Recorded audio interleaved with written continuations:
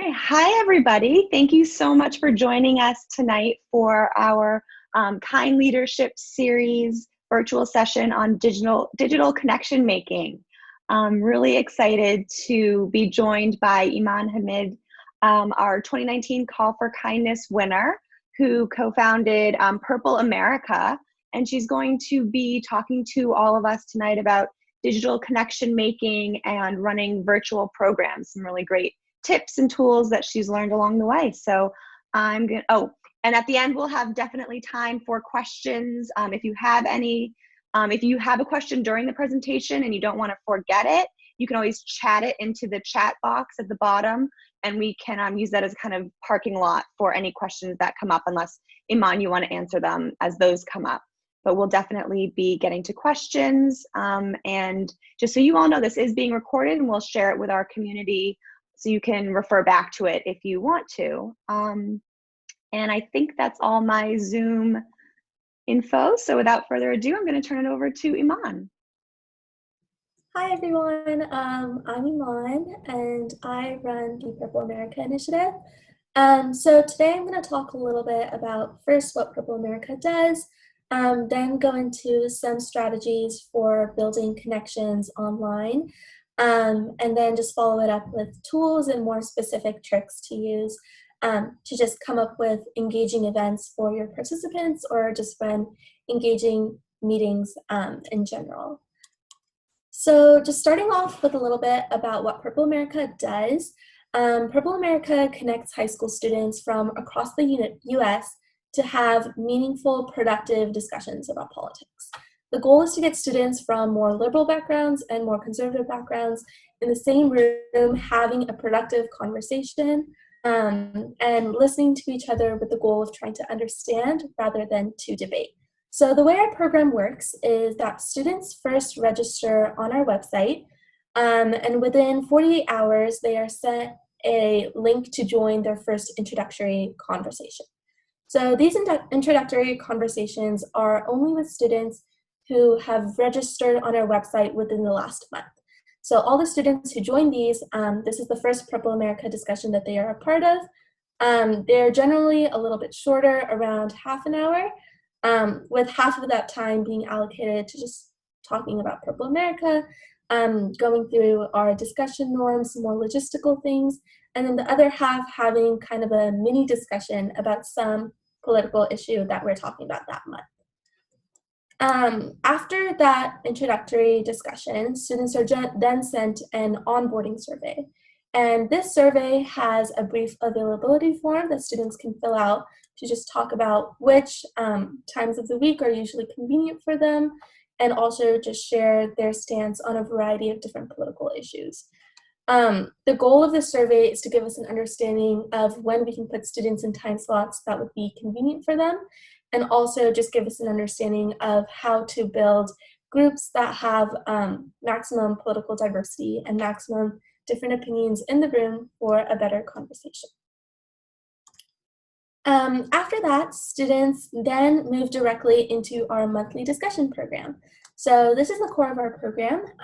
Every month we have a different political topic or a current social issue that we are discussing for that month. So for example, last month we were talking about immigration with a focus on the southeast border and the situation there. So with those conversations, students are broken up into groups of about 15 to 20 students, and those are facilitated by 2 of our trained student facilitators. After students start participating in our monthly discussion groups, they can choose to get further involved with Purple America, or they can choose to just continue with participating in those monthly discussion groups for as long as they're a high school student. This further involvement can include setting up a chapter at your school to continue the conversation that we start in those larger monthly discussions. It can include writing for our blog or joining our leadership team in multiple different capacities. So throughout the rest of the presentation, I'm just going to be talking from my experience working with Purple America and just including examples of things that have happened in our discussions and things that we've worked out to make our discussions a more positive experience for everyone. So now I'm just going to get into a little bit about how to build the event or experience. And in this case, I'm using the word event as kind of a general term. An event can be a meeting that you're running with a leadership team. It can be a workshop, something like this, a more presentation style thing, or it could be something that's at the core of your project, whatever it may be. So to start off, I thought I would just go back to how we build connections in a shared physical setting. The pictures here and the example I'm using is the Riley's Way Leadership Retreat that happened in September of 2019, but you can use any example in your own head of something you've attended over the past couple years, a workshop, or even just the first day of school if that's relevant for you. So at the beginning of the Riley's Way Retreat and many other conversations or events, one of the first things that everyone does is host icebreakers. So these can be any kind of silly activities or just getting the conversation started. So what I started to think about in developing this presentation was how we can have that same type of experience building connections that we do in a physical setting and how we can move that over to an online setting. So when you think about icebreakers, the goal of that is to get people out of their comfort zone. It's to get people talking and just get them engaged in something so they can be more actively engaged for whatever the following main event is. So as I summed this up, was icebreakers are a common experience or something common that people can relate to each other and just have that instant jolt of connection at the beginning of an event. And then the second main component of building connections in a shared conference or physical setting is the time that we spend on breaks or just unstructured time. So at the Riley's Way retreat, we were there overnight, so we had plenty of time to just talk to each other outside of a conference or workshop period. And the point of these breaks and how they result in helping you build connections is just to have informal time where people can get to know each other organically and just have those lighthearted conversations that lead to deeper friendships and connections later on. And then the last thing is the actual main event or that conversation or meeting that you're trying to run. And with that, the main goal of that is just to engage the participants as deeply as possible so they take away the most out of that experience.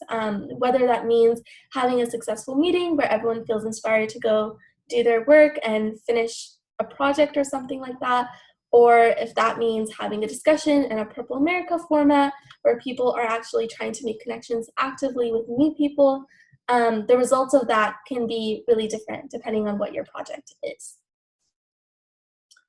So going back to that initial icebreaker-like activity or that common experience, something that we found to be especially important in our Purple America discussions is setting discussion norms. This is a term that's used by many nonprofits, schools, and just everyone who's had a conversation or a workshop where they're trying to get people talking to each other who might necessarily not have met each other before. So this is primarily for first-time conversations or introducing someone new to your project. But our goals with our discussion norms at Purple America is that everyone feels emotionally safe in the environment. Especially online, it's super easy for people to lose that accountability or just be a little more careless with their words than they would be if they were talking to someone else face-to-face.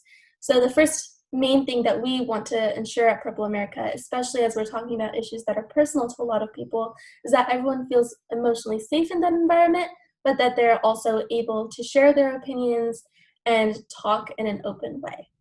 The second thing is that everyone can speak up and be heard. In a physical environment, you can obviously tell who's a little bit more on the quieter side and who's just wants to take over the conversation a little bit more, and that kind of just depends on people's personality.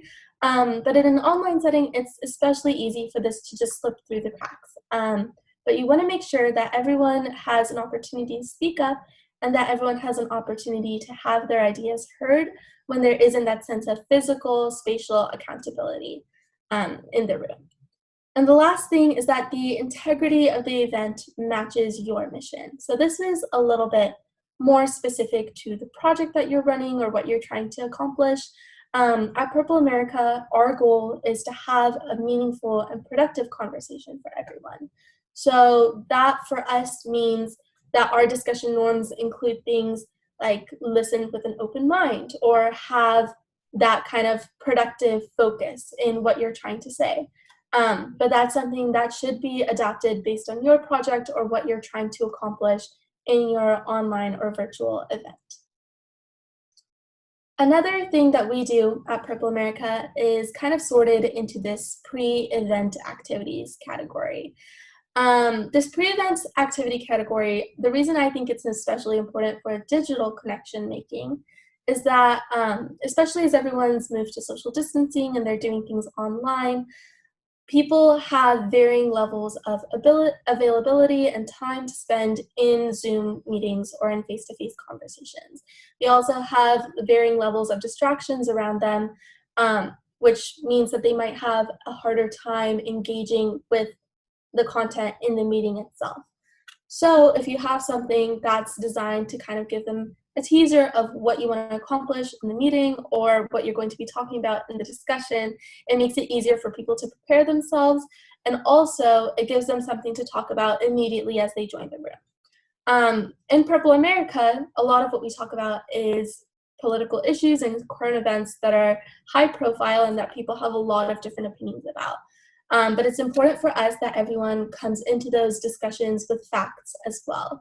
So what my team does is that we put together a topic sheet before every meeting that basically encompasses basic facts about what that issue is. It encompasses opinions that important politicians have spoken about on both sides of the spectrum. And it also just includes discussion questions or things people can start thinking about in advance if they feel especially excited about the material.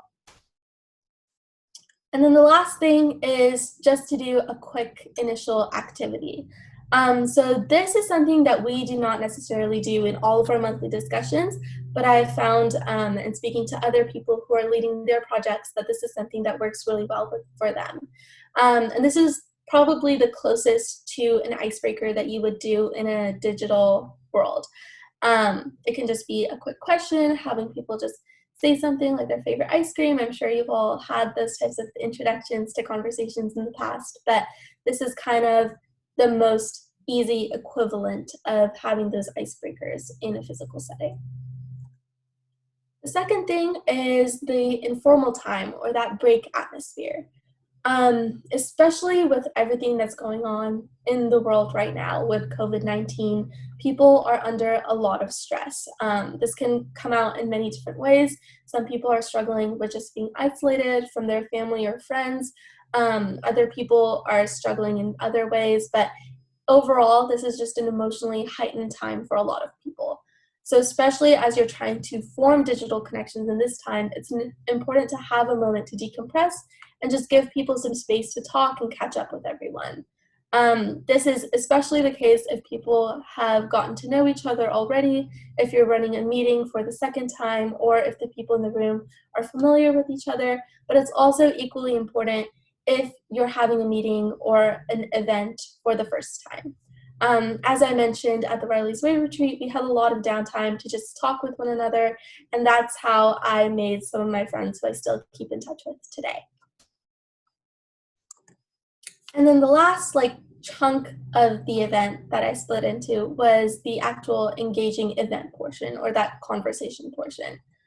And for this, there's a couple of different tools, but this is extremely variable just based on what your project is and what you're trying to accomplish in that event. But the first thing is to take advantage of the tools available to you. It's very worthwhile to get familiar with Zoom or get familiar with any other platform you're using to have a digital conversation, whether it's in real time, if it's on email or text or whatever. But if there's a lot of tools kind of embedded in these services that you can use.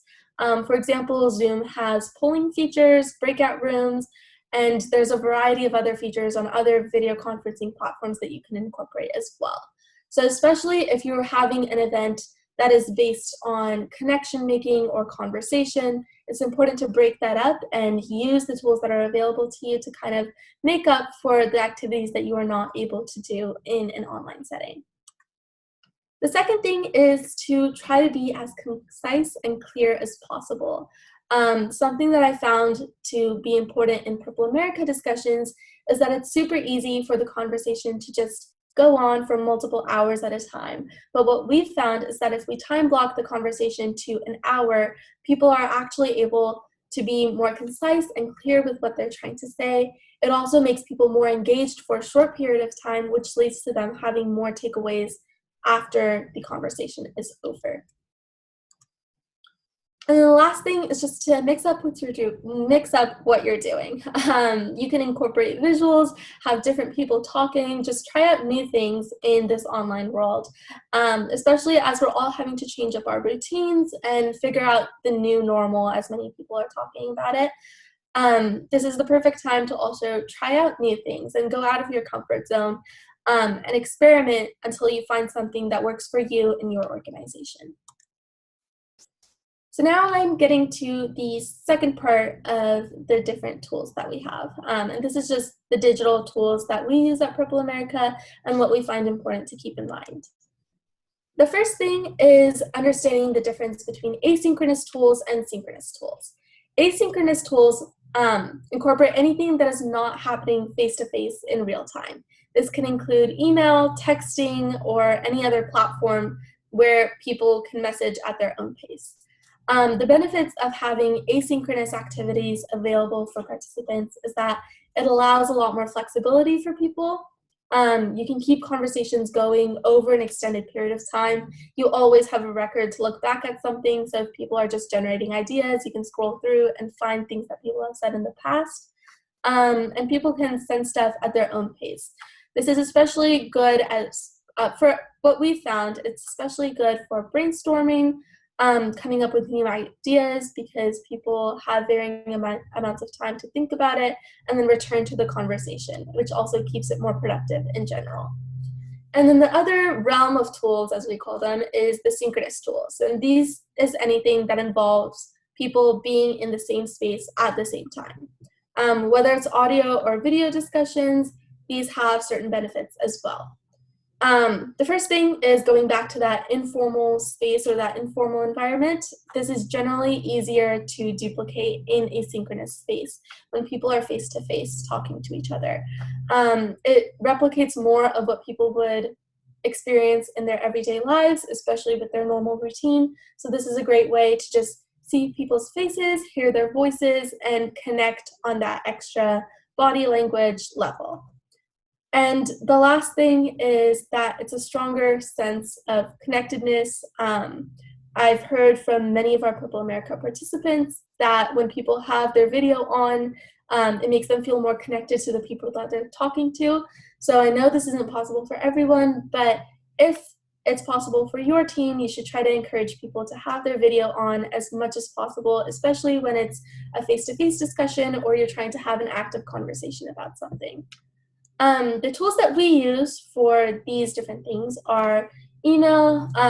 This is generally helpful for us in just sending longer updates or weekly updates from different teams. We use Slack really often. It's more of a texting service and allows for that informal feel while also allowing people to go back to their old messages and have that shared work designated environment.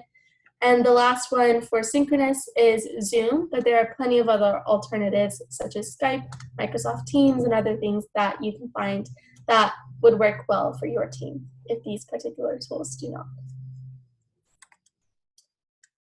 And then another area that I just wanted to touch on briefly before opening it up to questions is talking a little bit about individual connection making skills. These are generally things that we get to know just growing up in school environments and work environments and with our families. But the way you interact with people does change a little bit when you move all of your connection making and interactions online. And one of the biggest ones is tone. So something I realized while I was doing some research for this presentation was that 55% of the way we understand someone else is based on their body language. 38% is based on their tone of voice, and only 7% is based on what they're actually saying or the words that are coming out of their mouth.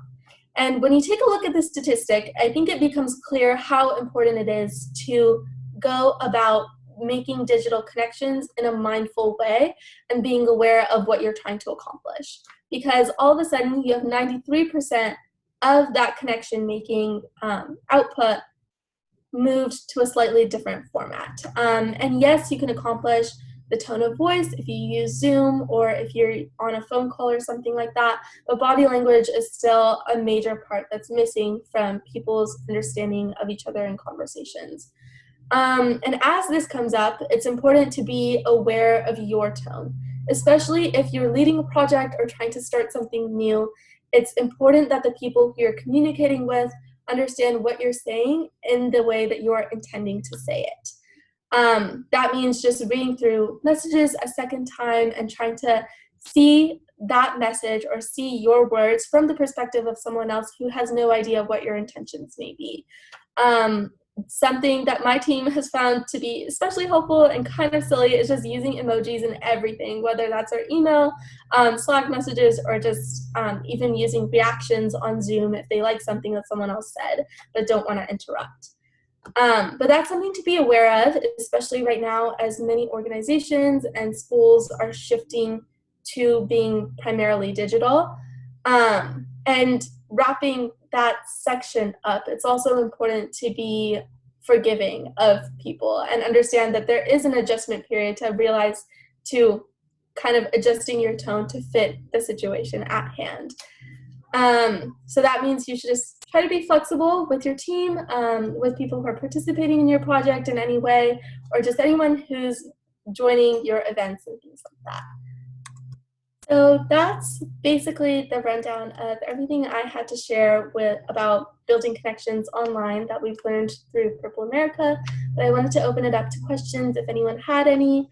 I know a lot of people are going to be watching the recorded version of this as well. So you can always reach out to the Purple America Initiative on Instagram or reach out to us through our website, purpleamericainitiative.org if you have any more questions, and I'm sure my team will make sure that they get to me. Thanks so much, Eman. We definitely want to open it up to questions, and I just want to remind everyone that we do have you on mute right now. So if you want to ask a question, you can go ahead and just unmute yourself to ask, or if you would rather use the chat feature, you're more than welcome to do that as well. But I actually have a few questions, so I'm going to get started with one while we give folks a little bit of time to think if they do. But one of the things that you talked about was the quick initial activity, the icebreaker of sorts. And I was wondering if you had an example or two of different activities that you really enjoyed that you found to work well. Yeah, so something we did at the beginning of this year was we started our new blog program and our new podcast program, which means a lot of new people were introduced to our team at once. And someone who was already on the team at the time had this idea of everyone kind of drawing a segment of a picture on a small piece of paper right before, and then putting it up to their webcam to see what that larger picture would look like. That's one that some people really enjoyed because it ended up kind of just looking like a weird scribbly object. Something I've heard from someone else who's part of a different organization is that they always start every single meeting with just asking a basic question like, what's your favorite ice cream? What's your favorite book? And people usually have something in common there, and it kind of just creates a light atmosphere to begin with. So those are two examples that I've heard have been especially successful. It's great. I love the idea of the pictures all together. Does anyone have any other questions for Eman? And as I'm getting used to the Zoom things, that I'm learning to leave more silences. So, Lauren, do you have a question? Yes. Hi, Eman, this is so helpful and wonderful. I remember meeting you at the retreat. One question, I have two questions. The first is, what do you do when tensions get high in an online conversation? Do you have any tips for facilitators like me? Yeah, of course. So at Purple America, our facilitators are all high school students as well. So this is something that we were trying to pay attention to, especially during our pilot program, and making sure that there was a plan in case tensions ever did go high. Fortunately, we haven't had a negative incident so far in the program, but facilitators are all trained to de-stress that, I guess, in a way. If those situations do arise, some of the things is just asking people to clarify what they said at the beginning. There are a few things that we have zero tolerance for in our discussions. If there's something that is meant to be threatening towards anyone else in the discussion or any group of people based on their identity, then that person will be asked to leave the conversation. So there's a couple of those hardline things, and then there's also just the facilitators being able to decompress that situation when it does come up. Again, asking clarifying questions, going a little bit deeper into the problem, or kind of moving the discussion away from that, depending on what their judgment call is in that moment, and or following up with the participants who were involved after the call. I just said that's so helpful and smart. Thanks, Eman.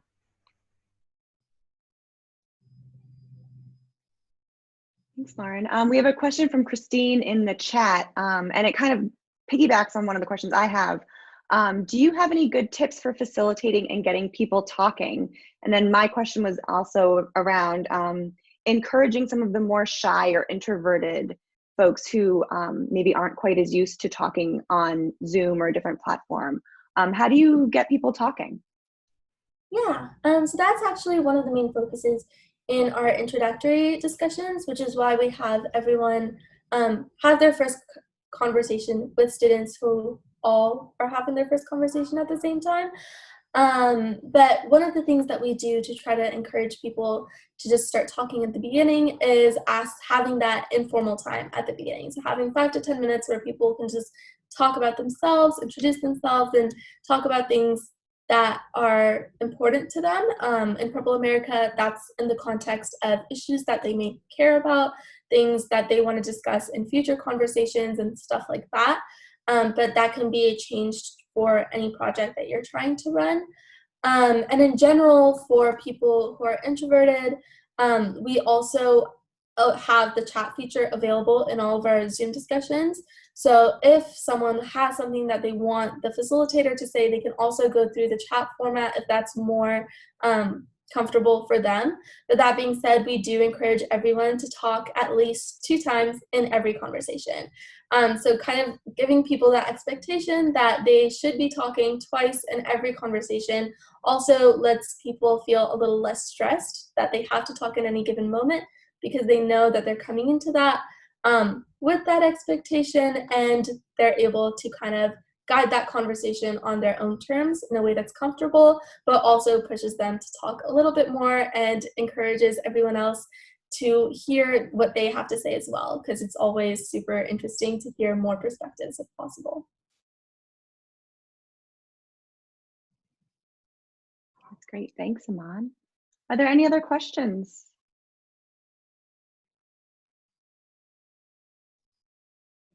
I have another one. Eman, have you ever done this workshop for facilitators and teachers? Yes, actually. I did this workshop for some teachers in a middle school who are just looking to get familiar with moving their classes online and looking for feedback as they've been moving all of their curriculum online over the past month or so. So this is the second time doing this one. Is it different at all, or pretty much the same?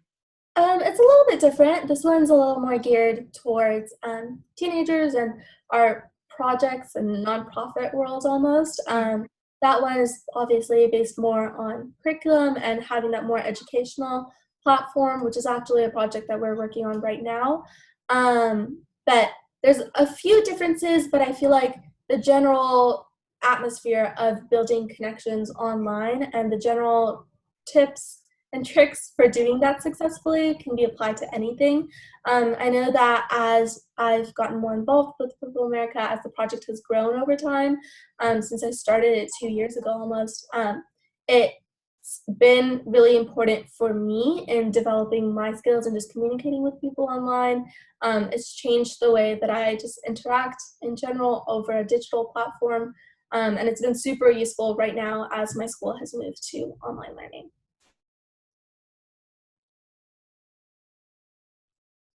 Amazing. It looks like May has a question. May, do you want to come on screen and ask? If not, I can totally ask it for you. But sorry, I had to go get some things in my video. okay. I was wondering what inspired you to start Purple America, and also just what the process of just beginning something like this looked like. Yeah. So I came into high school right as the 2016 election was happening. And my high school had this program where every month or so we would get together in our advisory groups, which is about 10 students, and talk about something political related. And I remember we had one conversation that was about gun rights, and my school being in Seattle, which is a very liberal area as opposed to the rest of the country, it did not really have much political diversity in the room as people were having those discussions. And that kind of limited the amount that people were able to gain from that. But the platform itself worked really well, having student facilitators and having that general atmosphere designated to people talking about politics. So with my experience working on that program at high school, and then just kind of figuring out how we could modify it and expand it to bring it to more schools, while also encouraging political diversity in those conversations, that's what kind of led to Purple America. That's how it started, was just kind of a series of iterations, building on a project. And it definitely did not start at the place that it is now. We went through a couple different serious reorganizations in the way that we were running these discussions until we found one that was able to be sustainable. Christine has another question. Do you want to come on and ask, Christine? You can also just turn on your mic. You don't have to turn on your camera if you don't want to. Hi. Okay. Hi, I can turn on my mic and my camera now. I was dealing with a little one going to bed too. So one of my questions for you, Eman, is do you have any good stories, or have you gotten good feedback from anyone who's attended one of your online discussions where it really made a strong impact on them to be able to make that connection online? Yeah, so I actually heard from a student last week. She is from Tennessee, I believe, and she joined our program when her school went online. And as this whole thing was beginning, she was spending more time at home. She thought this would be a great way to just interact with new people while social distancing. And she met someone in the discussions who had the complete opposite political opinions as hers on the topic of immigration. And that person ended up requesting to follow her on Instagram afterwards, and they continued that conversation after this discussion via social media. And she reached out to me about a week after her initial conversation, and she said that she had never been able to have a friendship with someone who had varying political opinions than her own. Her community just had very similar political opinions, kind of like my community.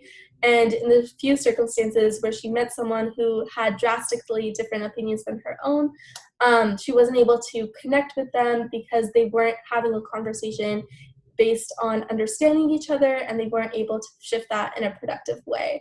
But because of the way that it was set up, with the focus on understanding and productivity instead of kind of just jamming your heads at each other, she was actually able to make a friend through the program, and they've been connecting online and on social media to maintain that friendship since that discussion was over. And she sent me a request for them to be able to connect in a future discussion a couple months later, or whenever our next one happens.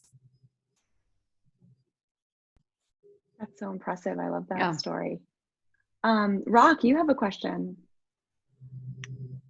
Yeah. Hi, Amon. So I loved how you talked about giving people pre-work or just a little bit of something to come in with so that there's a general understanding and information that people have coming into the conversations. I was wondering if you have any takeaways that people leave the conversations with in particular.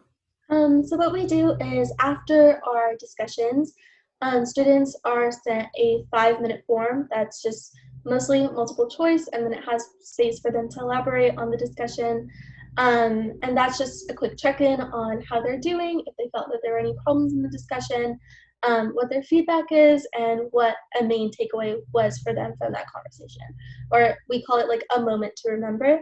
And that happens after every discussion that someone participates in with Purple America.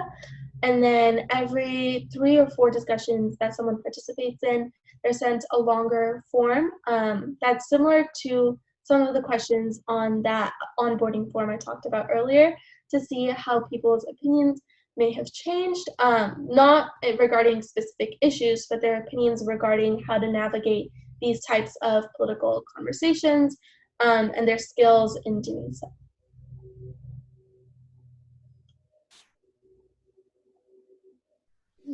Thank you. And Christine. And thank you everybody for typing your questions, and I hope you don't mind me calling on you. Yeah. So I think that was really that was great. And it's great that you do follow up. I have a question. I'm actually just curious, since COVID has happened and everybody's been home, social distancing, schools have been closed, have you seen an uptick in the number of students and teens from around the country that want to participate in these online spaces? We've definitely seen an uptick in registrations on our website, where students are super interested in joining this type of platform. It's also, I feel like people have become a little bit more comfortable making these connections online and joining this type of platform. And we've also seen that educators have become more interested in this type of program for their students. So I think that with COVID and everyone kind of being forced to transition into this new environment, they're learning that this can also be a very positive environment for other things. And we are definitely adapting some of our conversations to be more mindful of the stresses that people are experiencing right now. We're also including some other programs and activities that people can participate in, just so we are making sure that our students have a positive experience in our discussions, even with everything that's going on in the world right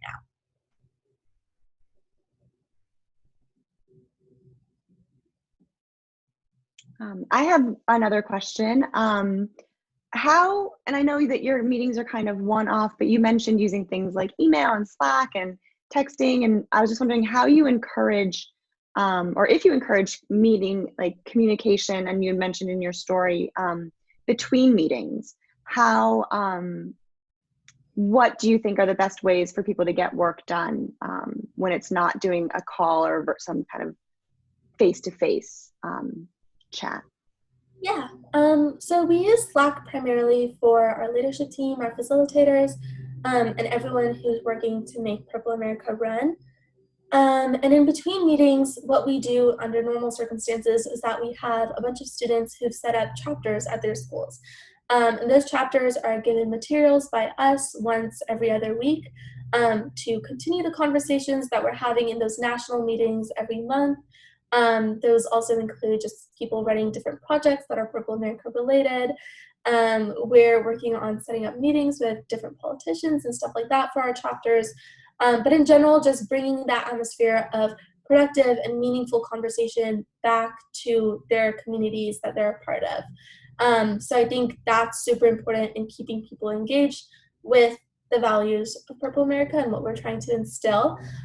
Something that we've seen that we didn't necessarily anticipate at the beginning was that people are reaching out to each other based on the friendships and connections that they've made in our discussions. Especially with social media and having access to this whole online world, it's super easy for people to get connected with others and maintain those relationships if they choose. So in both those different ways, with keeping in touch with individuals and also keeping in touch with the values and the goals of Purple America, students definitely find ways to stay engaged between discussions. So the 3 weeks that weren't discussion weeks, there's still a lot going on. That's great. That's so much. That's awesome. Anyone else have any other questions?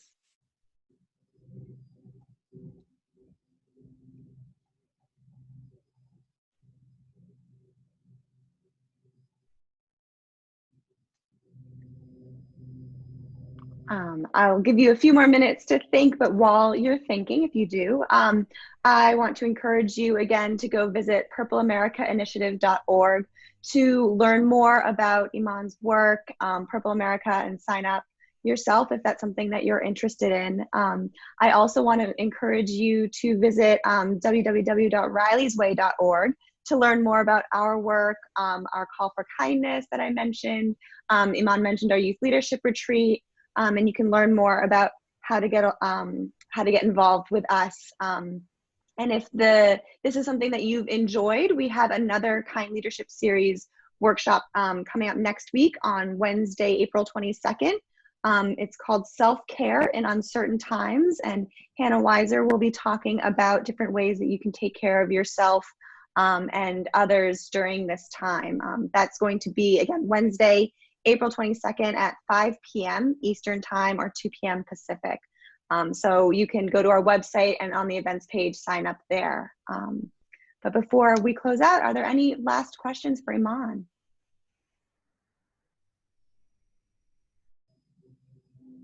And again, you can always visit her website to send an email with any follow-up questions as well.